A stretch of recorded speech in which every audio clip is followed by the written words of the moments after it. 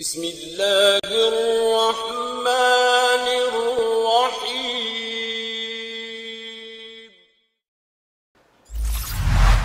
بسم اللہ الرحمن الرحیم، لیکچر نمبر 29۔ تو ہماری اقرا بسم ربک الذی والی سورت چل رہی تھی، ہم یہاں تک پہنچے تھے ارأیت ان کان علی الہدی، یعنی صرف گرامر ابھی چل رہی ہے۔ آپ نے دیکھا اس شخص کو کہ اگر وہ شخص ہدایت پر، او امرا یا وہ حکم دے بالتقوی، تقوی کا، ٹھیک ہے نا۔ آگے کیا ہے؟ ارأیت ان کان علی الہدی وامر بالتقوی، ارأیت ان کذب وتولی۔ یہ بھی آپ کے سمجھ میں نہیں آ رہی ہوگی، جب ہم آسان ترجمہ اور تفسیر کریں گے بہت اچھی طرح سمجھ میں آئے گا انشاءاللہ، آپ کے اچھوں کو بھی سمجھ میں آئے گا۔ ارأیت، پھر وہی ارأیت ان کذب وتولی۔ ارأیت، کیا آپ نے دیکھا یا بتائیں تو صحیح اس شخص کے بارے میں، ان کذب، ان کا معنی اگر، کذب کا معنی جھٹلانا، یہ کئی دفعہ گزر چکا ہے۔ ان کذب وتولی، تولی کا معنی ہوتا ہے پیٹھ پھیرنا۔ تولی کا معنی کیا ہوتا ہے؟ یہ اردو میں استعمال نہیں ہوتا۔ تولی یہ تھا اصل میں تکلفہ، تولیہ تھا، تولیہ۔ آپ نے جو باب پڑھا ہے وہ کون سا ہے؟ تکلفہ۔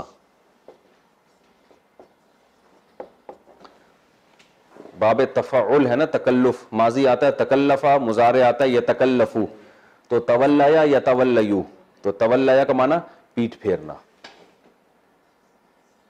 پیٹھ پھیرنا۔ ارأیت ان کذب وتولی، بھلا اس کو دیکھا آپ نے کہ اگر وہ جھٹلائے اور پیٹھ پھیرے۔ ارأیت ان کذب وتولی، آگے کیا ہے؟ ارأیت ان کذب وتولی الم یعلم بان اللہ یری،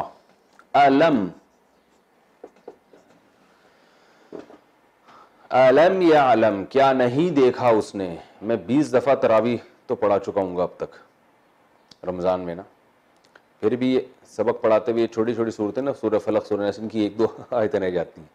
ایک دفعہ میں بچوں کو سکھا رہا تھا کہ رات کو سونے کی دعا، تو وہ دعا جو میں تقریباً 30 سال سے پڑھ رہا ہوں نا رات کو سوتے ہوئے، جب میں وہ دعا بتا رہا ہوں تو مجھے دماغ میں ہی نہیں آ رہی۔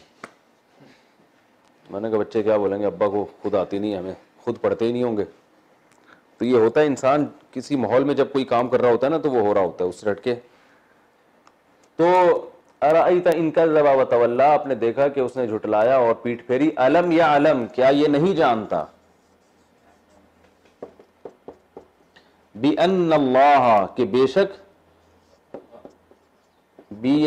بی کا معنی یعنی یہ بات نہیں جانتا، بِأَنَّ اللَّهَ، بے شک اللہ تعالیٰ، یرا، یرا اصل میں کیا تھا؟ یرأیو، یسمعو کی طرح، یہ بھی ہو چکا ہے نا، پوری اس کی میں ڈیٹیل بتا چکا ہوں واسع خان۔ سمجھ میں آ رہا ہے کہ نہیں آ رہا؟ بِأَنَّ اللَّهَ یرا، کہ بے شک اللہ تعالیٰ دیکھتا ہے۔ الم یعلم بان اللہ یرا، کلا، ہرگز نہیں، لئن لم ینتہی، لام تاکید کے لیے کہ بے شک، ان کا معنی اگر، لم ینتہی، ینتہی کیا ہے؟ اصل میں تھا ینتہیو، یکتسبو کی طرح،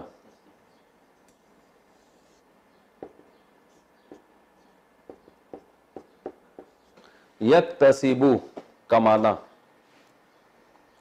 یکتسبو۔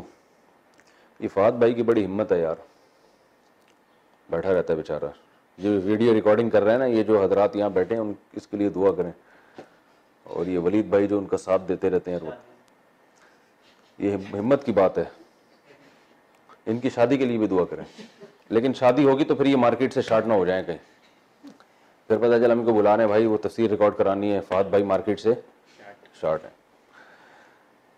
تو کلا لئن لم ینتہی، ینتہی ینتہیو تھا، یکتسبو کی طرح۔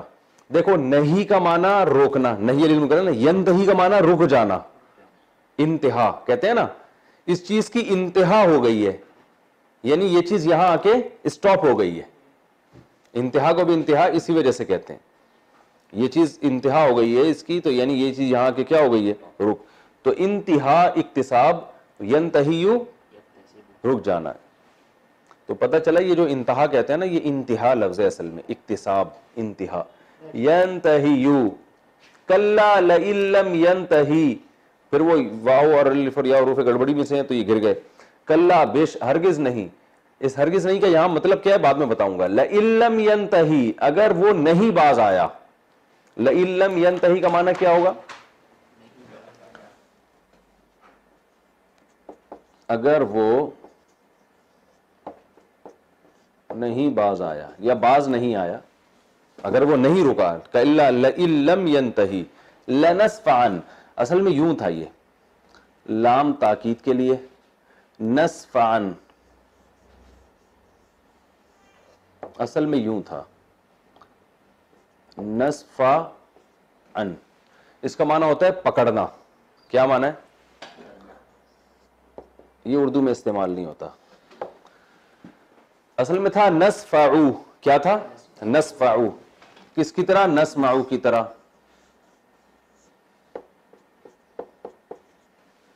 اصل میں نسفعو, لنسفعو ضرور پکڑیں گے ہم. یہ نون ساکن تاکید کے لیے لگتا ہے, میں نے بتایا تھا نا, اضرب سے اضربن, تو لنسفعو سے بنا دیا لسفا, لنسفعن.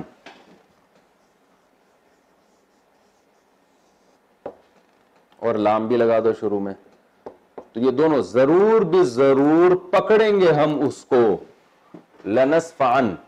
اچھا قرآن میں یہ لنسفعن نون ساکن کے بجائے یوں لکھا ہوا ہے,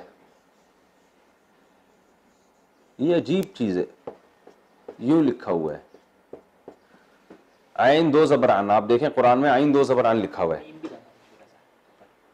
وہ تو میم کسی اور وجہ سے لگے. لنسفعن عین الف دو زبر عن لکھا ہوا ہے نا.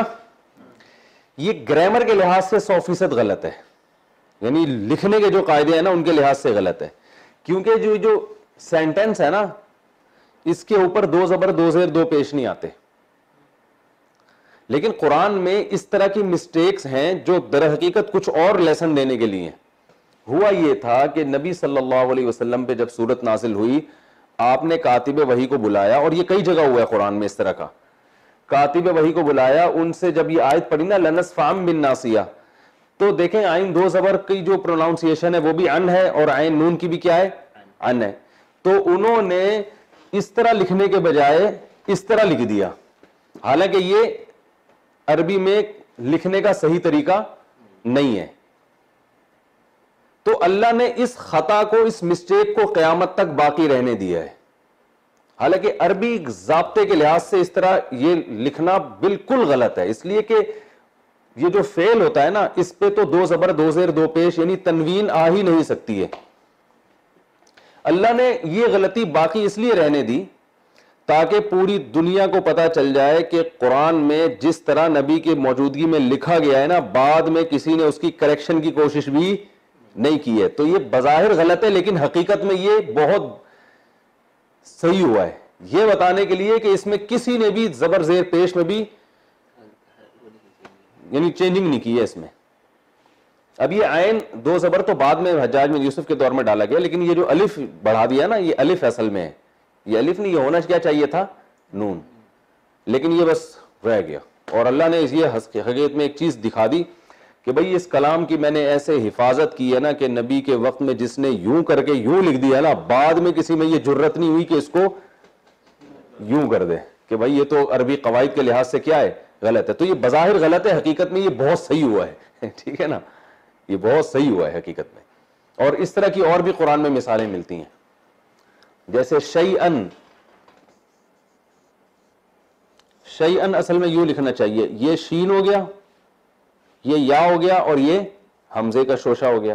لیکن شیئن قرآن میں جب بھی ہے ایک شوشہ کم ہے, پتہ نہیں یوں کر کے ہے وہ ایک, بھائی تین کے شین کے تین شوشے ہوتے ہیں نا, یوں تو شین ہوگا, پھر ایک یا کا ہوگا, پھر ایک حمزہ کا ہوگا, یہاں حمزہ آئے گا. لیکن قرآن میں کیا ہے, حمزہ کا نہیں ہے الگ سے, بس یوں لکھا جاتا ہے. یہ بھی کتابت کے لحاظ سے غلط ہے, لیکن کاتب وحی نے ایسے لکھ دیا تو بس وہ قیامت تک اب ایسے ہی چلا آ رہا ہے, اس میں چینجنگ نہیں ہوتی. تو یہ اللہ کی قدرت ہے, اللہ نے دکھانا تھا کہ بھائی دیکھو, کیونکہ اس کتابت کے اتنے زیادہ تو وہ نہیں تھے نا, بس وہ کاتب وحی نے دیکھا کہ نبی جو پروناؤن فرما رہے ہیں وہ کیا ہے, لنصفعن بالناصیہ, اور آپ صلی اللہ علیہ وسلم خود امی تھے, لکھنا پڑھنا نہیں جانتے. انہوں نے جب کہا لنصفعن تو انہوں نے اس طرح لکھ دیا, عین کے بعد الف ڈال دیا, تو بس وہ الف ایسے کا ویسے ہی چلا آ رہا ہے. ویسے آپ عربی میں اگر یہ لنصفعن کا لفظ لکھنا چاہیں گے تو ایسے لکھنا, گرامر کی غلطی ہوگی, کتابت کی غلطی ہوگی, ایسے لکھا جائے گا ہمیشہ, یہ لفظ ایسے نہیں لکھا جائے گا. لیکن قرآن میں ایسے ہے تو بس ہے جیسے ہے ویسے کا ویسے ہی ہے. یہ والا شیئن نہیں, یہ والا شیئن ہے الف. اچھا بھائی, کلا لئن لم ينتہی لنصفعن بالناصیہ, یہ والا پہ نہیں آ رہا,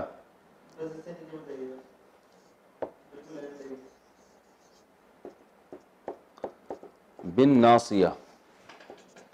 ناصیہ کہتے ہیں پیشانی کو, یہ جو پیشانی ہوتی ہے نا, جب ہم کسی کو پکڑتے ہیں تو پیشانی سے پکڑتے ہیں نا, تو اللہ نے فرمایا کلا ہرگز نہیں, لئن لم ينتہی اگر وہ باز نہیں آیا, لنصفعن تو ہم ضرور ضرور پکڑیں گے, بن ناصیہ پیشانی کے ساتھ, یعنی اس مجرم کو ہم پکڑیں گے پیشانی کے ساتھ. ناصیۃ کاذبہ, یہ پیشانی ہے کاذبہ جھوٹی, کاذب جھوٹ بولنے والا, کاذبہ جھوٹ بولنے والی, یعنی ہم اس کو پیشانی سے پکڑیں گے, ایسی پیشانی جو کہ کیا ہے, جھوٹی پیشانی ہے. تو مراد پورا آدمی ہوتا ہے, جیسے ہم کہتے ہیں یہ چہرہ جھوٹا ہے, یہ چہرہ جھوٹ بول رہا ہے, تو ایسے چہرے سے مراد پورا جسم ہوتا ہے. تو یہاں بھی پریشانی کہہ رہا ہوں, پیشانی سے مراد کیا ہے, پورا انسان. تو ناصیۃ یہ ایسی پیشانی ہے, کاذبہ جو جھوٹی ہے, خاطئہ خطا کرنے والی ہے.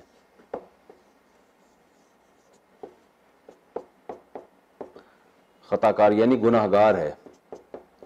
یہ خطا کا لفظ بھی اردو میں بہت استعمال ہوتا ہے. خاطئہ, ناصیۃ کاذبہ, آگے کیا ہے, ہاں ناصیۃ کاذبۃ خاطئہ, ٹھیک ہے نا.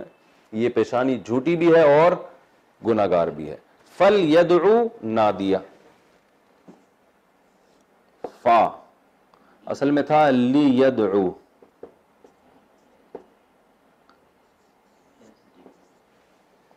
ینصرو, ینصرو کا معنی وہ مدد کرتا ہے, شروع میں لی لگا دیں, لی ینصر, اور آخر کو ساکن کر دیں, لی ینصر چاہیے کہ وہ مدد کرے. تو یہ تھا لیدعو,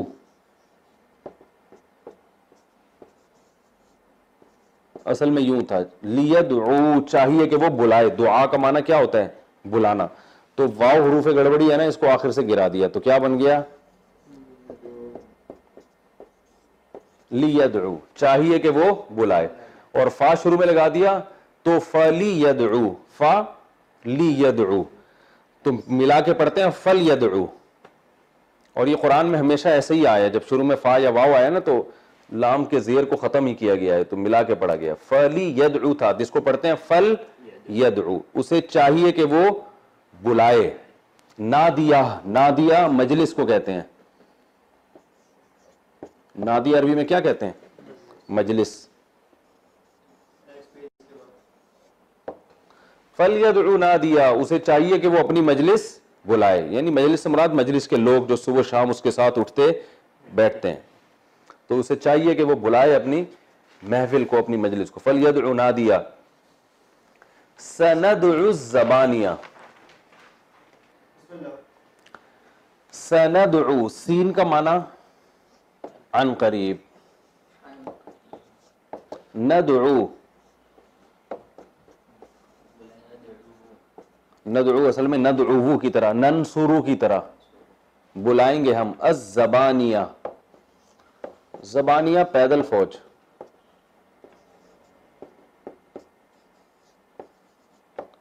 ٹھیک ہے نا, اس کو کہتے ہیں, اردو میں نہیں استعمال ہوتا.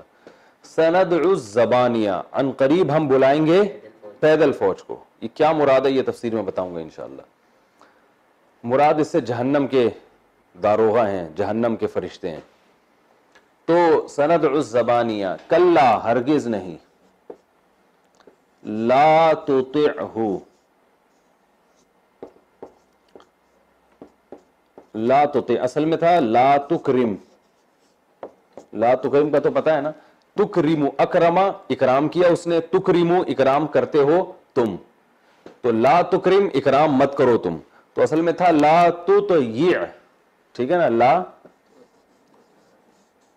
اطاعت سے نکلا ہے, اطاعت نہیں کرو تم. تو اس کو پڑھتے کیا ہے, لا تطع. یہ یا حروف گڑبڑی ہے نا, لا تطعہ آخر میں ہو لگائے تو اطاعت نہ کریں آپ ہو اس کی. لا تطعہ واسجد, واسجد اصل میں تھا اسجد, بھائی انصر کی طرح. اب اس کو بتانے کی ضرورت تو نہیں ہے نا, سجدہ سجدہ کیا اس نے, یسجد سجدہ کرتا ہے وہ, تو امر کیسے بنائیں گے, اسجد, ٹھیک ہے نا, وہ بار بار بتانے کی ضرورت نہیں. اسجد سجدہ کرو تم, وقترب واو کا معنی اور اقترب, اقترب اکتسب کی طرح, اکتسبا اقتربا, یکتسب یقترب, مصدر آئے گا اکتساب تو اقتراب, قرب سے نکلا ہے, قرب, قرب کسے کہتے ہیں, قربت قریب ہونا. تو تقترب امر کیسے بنائیں گے, شروع میں تا ہٹا دی تو تقترب سے اقترب, ٹھیک ہے نا, لکھنے کی ضرورت نہیں ہے, بہت بار یہ چیزیں آ چکی ہیں. تو وسجد اصل میں تھا واسجد, تو الف سائلنٹ ہو گیا, وسجد اور سجدہ کرو, وقترب اور قرب حاصل کرو, قریب ہو جاؤ, ٹھیک ہے.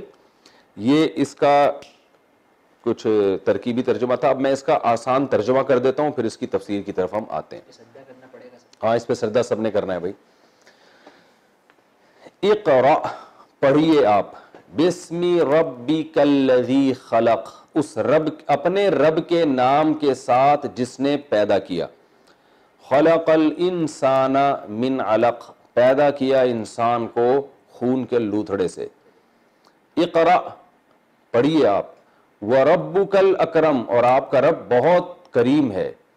الذی علم بالقلم, جس نے سکھایا قلم کے ذریعے. علم الانسان, سکھایا انسان کو, ما وہ چیزیں, لم یعلم جو وہ نہیں جانتا تھا. کلا ہرگز نہیں, ان الانسان لیطغی, بے شک انسان سرکش ہے, سرکشی کرتا ہے. ارآہ, اس لیے کہ وہ سمجھتا ہے اپنے آپ کو, استغنا, کہ وہ کیا ہے, بے پرواہ ہے, اسے کسی کی ضرورت نہیں ہے, وہ مستغنی ہے. ارآہ استغنا. ان الی ربک, بے شک تیرے رب کی طرف, الرجعی لوٹنا ہے. ارأیت الذی ینہا, کیا ارأیت الذی بھلا بتاؤ تو صحیح اس شخص کے بارے میں, ینہا جو روکتا ہے, عبدن ایک بندے کو, اذا صلی جب وہ نماز پڑھتا ہے.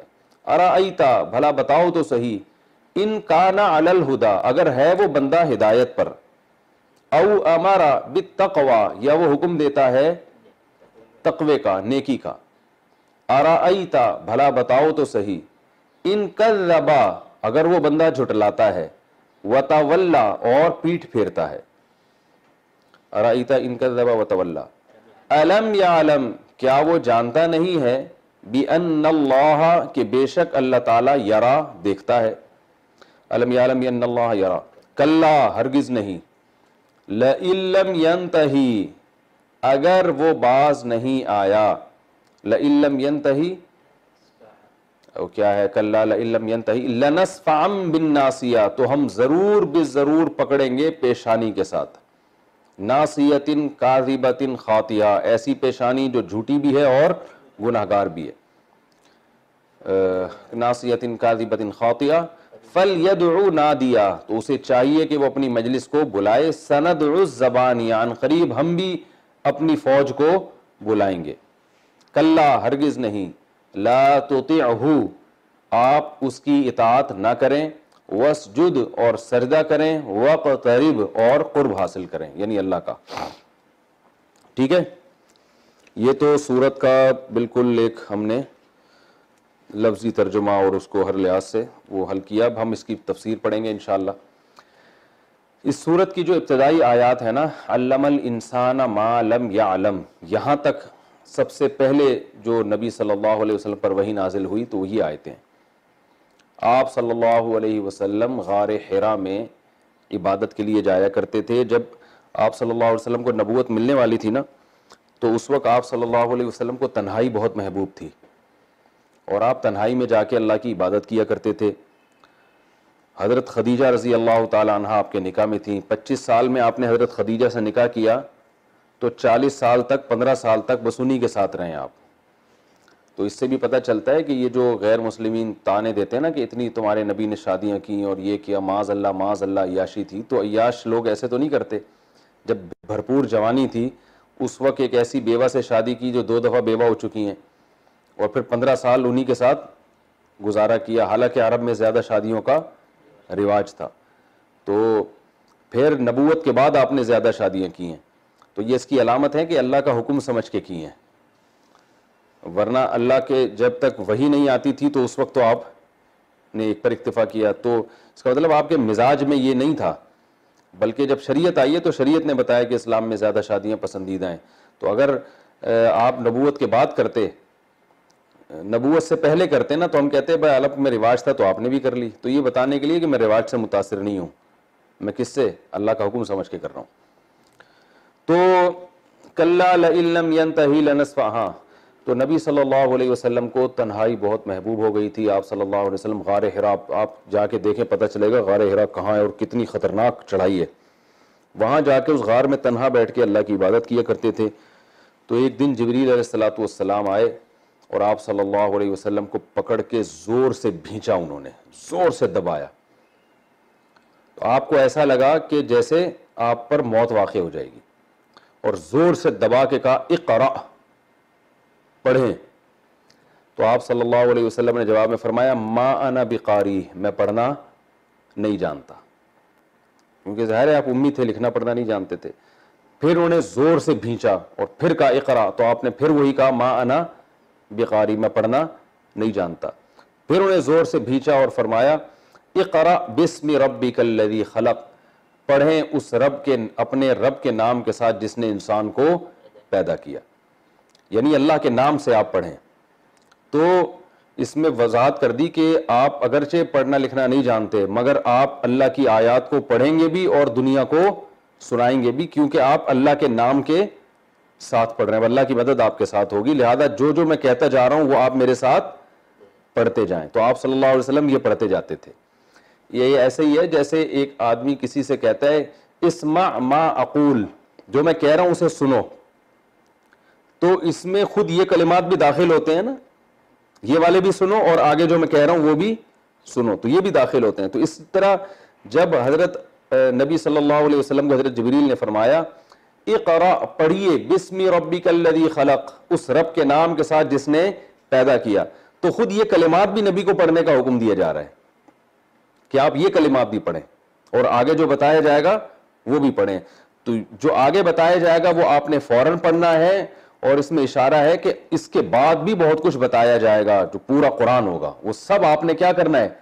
پڑھنا ہے۔ تو آپ صلی اللہ علیہ وسلم جب بھی یہ یعنی فرشتہ وہی لے کر آتا نا، تو آپ اس کو اپنی زبان سے فوراً پڑھتے تھے، اور اس میں بعض مرتبہ آپ صلی اللہ علیہ وسلم کو بے انتہا تکلیف ہوتی تھی، کیونکہ آپ کو یہ خطرہ ہوتا تھا کہ اگر میں نے فوراً یہ آیتیں نہ پڑھی تو کہیں بھول نہ جاؤں میں، اور اللہ کا جو امت تک ایک فریضہ ہے آیتیں پہنچانے کا، وہ کہیں مجھ سے کوئی آیت مس نہ ہو جائے۔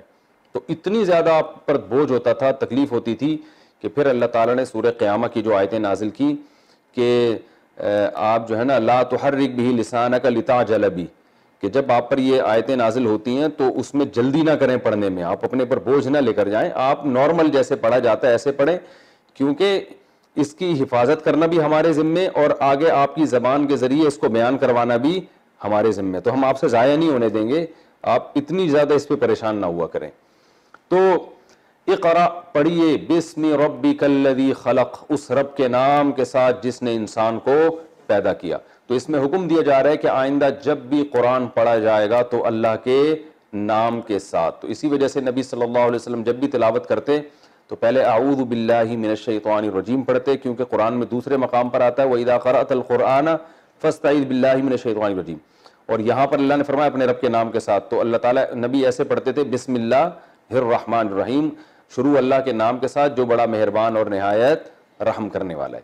تو اللہ نے بتایا اقرا پڑھیے آپ بسم ربک الذی خلق, اس رب کے نام کے ساتھ جس نے انسان کو پیدا کیا. خلق الانسان من علق, انسان کو جمے ہوئے خون سے پیدا کیا. خیر یہ آیتیں آپ صلی اللہ علیہ وسلم پر نازل ہوئیں اور آپ نے اپنی زبان سے ان کو دہرایا, چونکہ وحی کا نا نبی صلی اللہ علیہ وسلم پر بوجھ بہت ہوتا تھا. تو آپ کو یہ خطرہ ہوا کہ میری موت واقع نہ ہو جائے, کیونکہ اللہ کا کلام ہے نا جو آپ کے دل پہ اتارا جا رہا ہے. تو اتنا زیادہ بوجھ ہوتا تھا کہ حضرت عائشہ رضی اللہ تعالی عنہا فرماتی ہیں کہ شدید سردی میں, مدینہ کی سردی بہت سخت ہوتی ہے, میں نے سردیوں میں حج کیا ہے, اندازہ ہے مدینہ میں کتنی سخت ٹھنڈ پڑتی ہے. سردیوں میں حج تو نہیں کیا, عمرہ کیا ہے. تو نبی صلی اللہ علیہ وسلم پر جب وحی نازل ہوتی نا, امی عائشہ فرماتی ہیں کہ شدید سردی میں آپ کو سخت پسینہ آتا تھا. اور بخاری میں حدیث ہے کہ جب قرآن مجید کی آیتیں نازل ہوئی لا یستوی القاعدون من المؤمنین غیر اولی الضرر والمجاہدون فی سبیل اللہ, پہلے آیتیں نازل ہوئی تھی کہ وہ لوگ جو پیچھے بیٹھنے والے ہیں وہ برابر نہیں ہو سکتے ان کے جو اللہ کے راستے میں جہاد کرنے والے ہیں. یہ آیتیں نازل ہوئی لا یستوی القاعدون من المؤمنین والمجاہدون فی سبیل اللہ, اتنی نازل ہوئی تھی. تو بعض صحابہ کو خیال ہوا کہ بھئی ہم تو پیچھے کسی عذر سے بیٹھے ہیں, ہمیں تو شوق تھا جانے کا, نبی نے ہی نہیں جانے دیا, تو ہم بھی پیچھے رہ گئے اجر میں. تو جب بعض صحابہ نے نبی صلی اللہ علیہ وسلم سے یہ اشکال کیا تو پھر قرآن میں آیت کا ایک اور حصہ نازل ہوا کہ لا یستوی القاعدون, جو پیچھے بیٹھنے والے ہیں, غیر اولی الضرر, بشرطے کہ ان کو کوئی عذر نہ ہو. تو یہ غیر اولی الضرر اتنا سا لفظ نازل ہوا, لیکن صحابی کہتے ہیں ہوا کیسے یہ نازل کہ نبی صلی اللہ علیہ وسلم کی ران مبارک میری ران پہ رکھی ہوئی تھی اور میں نے دیکھا کہ آپ صلی اللہ علیہ وسلم کا چہرہ انور متغیر ہو گیا نا ایک دم, جی جس پر کوئی تکلیف میں ہوتا ہے. اور کہتے ہیں آپ کی ران مبارک اتنی بوجھل ہو گئی کہ مجھے ڈر تھا کہ میری جو ران ہے نا وہ چٹخ کے ٹوٹ نہ جائے, اس کا وزن اتنا زیادہ ہو گیا. اور تھوڑی دیر کے لیے یہ کیفیت ہوئی ہے اور پھر نبی صلی اللہ علیہ وسلم کی ایک نارمل کیفیت میں آئے اور میری ران پہ بوجھ ہلکا ہوا تو آپ نے صرف اتنی آیت کی تلاوت کی غیر اولی الضرر, یعنی یہ وحی کے یہ الفاظ نازل ہوئے تھے. کتنے سے الفاظ نازل ہوئے ہیں, یعنی القاعدون من المؤمنین اور والمجاہدون کے درمیان ایک لفظ نازل ہوا غیر اولی الضرر. تو کہتے ہیں کہ اتنا سا لفظ نازل ہوا ہے نبی پر اور میری ران مجھے لگ رہا تھا ٹوٹ کے چٹک جائے گی, اور نبی کی کیفیت یہ تھی.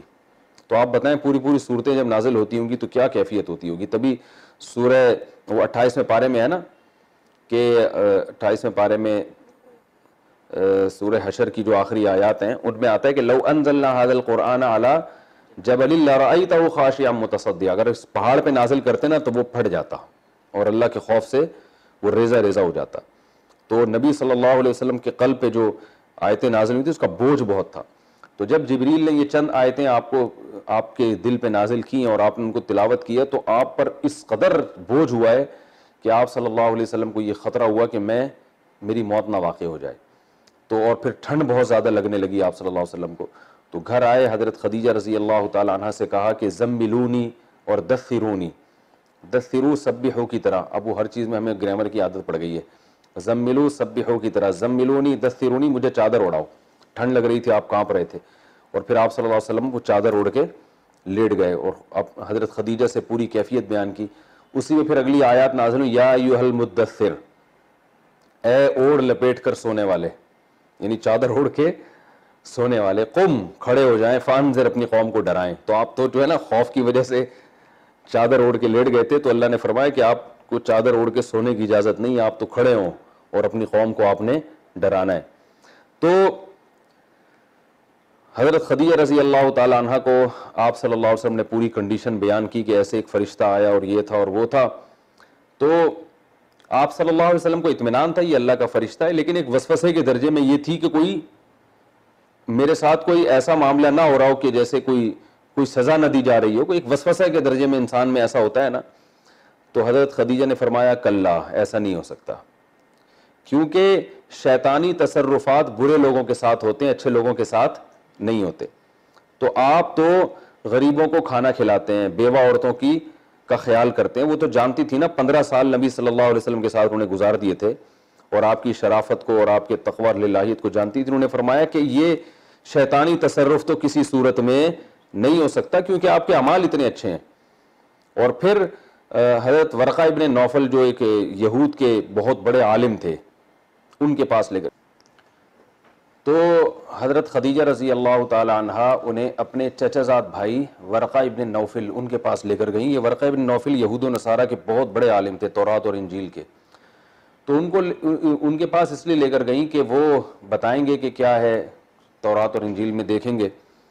تو جب نبی صلی اللہ علیہ وسلم کے اس پورے واقعہ کو اور آپ کی صفات کو انہوں نے بتایا, تو انہوں نے کہا یہ وہی نبی ہے جس کے بارے میں تورات اور انجیل میں خوشخبریاں ملی ہیں. اور یہ بھی فرمایا ورقہ ابن نوفل نے, یعنی ان کے الفاظ یہ تھے کہ شاید یہ وہی نبی ہے جس کے بارے میں تورات اور انجیل میں خوشخبریاں ملی ہیں. اور کہا کہ ایک وقت آئے گا ان قریب آپ کی قوم آپ کو مکہ سے باہر نکال دے گی. اگر میں اس وقت تک زندہ رہا, کاش میں اس وقت تک زندہ رہتا تو آپ کا ساتھ دیتا. تو آپ صلی اللہ علیہ وسلم اس پہ پریشان بھی ہوئے. تو بہرحال حضرت ورقہ ابن نوفل کی طرف سے بھی نبی صلی اللہ علیہ وسلم کو یہ تسلی ملی. آپ کو شبہ نہیں تھا اپنے نبی ہونے پر, یہ تو یقین ہوتا ہے پیغمبر کو, فرشتے کو پہچان جاتے ہیں. لیکن یہ کہ جو وحی کا روب تھا آپ صلی اللہ علیہ وسلم کے اوپر, جو کیفیت تھی, اس کیفیت میں اطمینان پیدا کرنے کے لیے, تاکہ وہ ایک ہوتا ہے نا اطمینان کا تو کوئی درجہ نہیں ہوتا, وہ تو بڑھتا ہی چلا جاتا ہے. جیسے حضرت ابراہیم علیہ السلام نے اللہ تعالیٰ سے کہا تھا کہ یا اللہ تو مجھے مردوں کو کیسے زندہ کرے گا, یہ منظر اپنی آنکھوں سے دکھا دے. تو اللہ نے فرمایا کہ کیا آپ کو ایمان نہیں ہے؟ تو حضرت ابراہیم علیہ السلام فرمایا بلا ولیکن لیطمئن قلبی, مجھے تیری بات پر یقین ہے لیکن میں چاہتا ہوں میرا اطمینان قلب بڑھ جائے. تو انبیاء کو یقین ہوتا ہے جب وہ فرشتے آتا ہے نا جبریل علیہ السلام انسانی شکل میں, تو نبی ان کو پہچان جاتے ہیں.